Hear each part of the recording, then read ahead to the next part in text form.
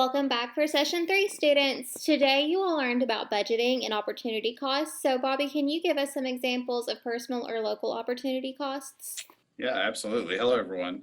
So this is a great topic to think through, especially given that we live in a growing city that has lots of opportunities, but with that come lots of different costs. And so when you're sitting down and figuring out your budget, you have to take that into consideration. Do I want to live in downtown Nashville in a condo, or do I want to live outside the city? And all those things come into play. And then same thing with driving, what kind of car, all of those.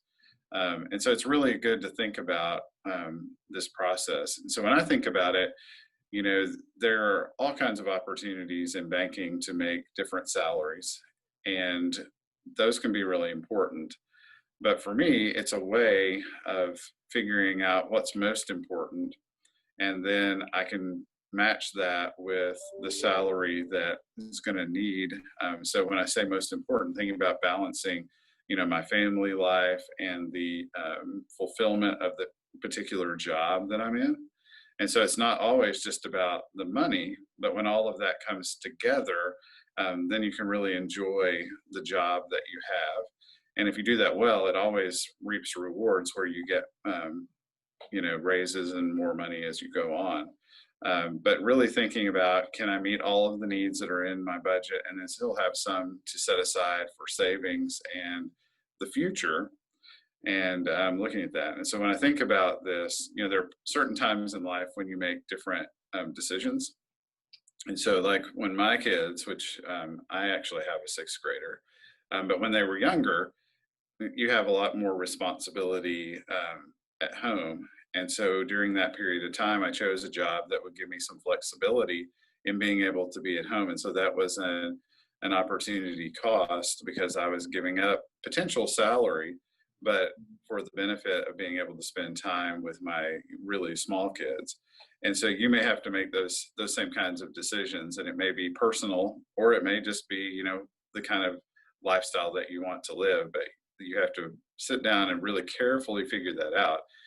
Because if you want to get a job making, 40,000 a year, you're probably not going to be able to buy the best car or live in the biggest house or be able to take great vacations, but that may be okay for you because you may have fulfillment in the job that you've selected at making that. But it's just really careful to sit down, make that budget out, and then figure out how to hit all of those important elements to make it work for you.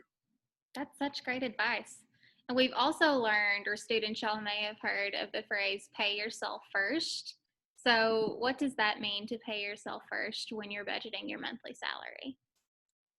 Yeah, so when you think about paying yourself first, I think of it in a couple of different ways. One is in being able to save some money for a rainy day or when things happen that aren't expected, kind of like coronavirus and all the things that you all have experienced over the last few months. Those can have some impact on your money supply or what you have to spend and all of that. And so thinking about setting aside a certain amount every time for emergencies.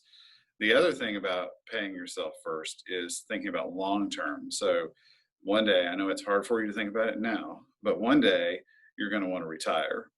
And the sooner you start setting a little bit of money aside for that, the more you're going to have and the more you'll be able to do when you get to that retirement place. And so you want to set aside that money first, because if you don't, most of us, if the money's available, we're going to spend it somehow. And so it's important to take that money out, set it aside, and then you can spend the money that's left over like you budgeted. Right. And once you all grow up to have a banking account, or you may already have one now, once you have a job and you're bringing in income, you can have it automated to automatically go into your savings once you've had your payday or go into your retirement account, right? Absolutely. And that is the best way to do it, because then you don't ever see it. And so then it just kind of is accumulating on the side. And then you get to open that statement occasionally and see how much money you've actually saved over the course of a year. Right. Just pretend you don't even have it and you won't miss it. Absolutely.